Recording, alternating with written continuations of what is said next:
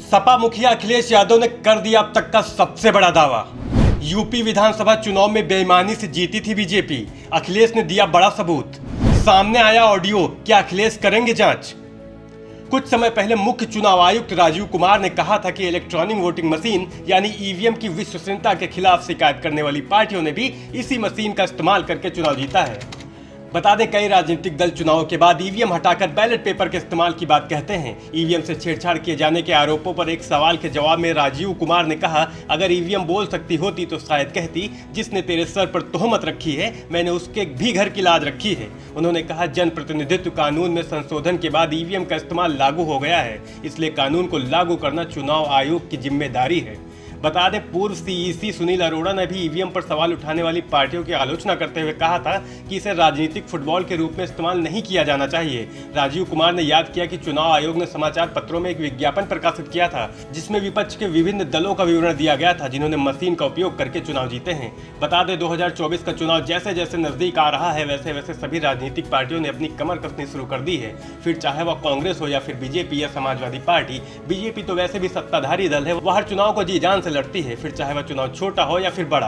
पिछले कुछ सालों में हारने वाली पार्टियों ने जीतने वाली पार्टियों पर या सीधी तरह से अगर हम कहें तो बीजेपी पर बेईमानी का आरोप लगाते हुए आए हैं, फिर चाहे वो प्रशासन का सहारा लेकर हो या जिस तरह से भी हो। वहीं अब हाल ही में समाजवादी पार्टी अध्यक्ष और उत्तर प्रदेश के पूर्व मुख्यमंत्री अखिलेश यादव ने 2022 प्रदेश विधानसभा चुनाव के परिणामों पर सवाल उठाते हुए सोमवार 13 मार्च को कहा कि आगामी लोकसभा चुनाव में लोगों को संविधान बचाने के लिए मतदान करना होगा। बता दें, सपा प्रमुख अखिलेश यादव बिजनौर में एक निजी कार्यक्रम में शामिल होने गए थे।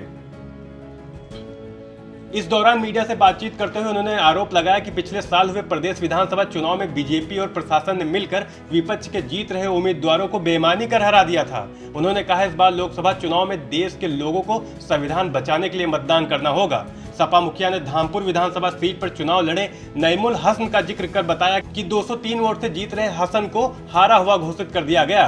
तो वहीं अखिलेश यादव ने दावा किया कि चुनाव के दौरान एक बीजेपी नेता का ऑडियो प्रसारित हुआ था। उन्होंने कहा कि सपा की सरकार आने पर ऑडियो की फॉरेंसिक जांच कराकर देखा जाएगा कि चुनाव के नतीजों में प्रशासन का कितना हस्तक्षेप था। प्रदेश सरकार द्वारा माफिया तत्वों की संपत्तियों पर बुलडोजर की कार्रवाई किए जाने के बारे में अखिलेश यादव ने कहा कि पता चला है कि वाराणसी में ही बीजेपी नेताओं ने 20,000 से ज्यादा अवैध भवन हैं।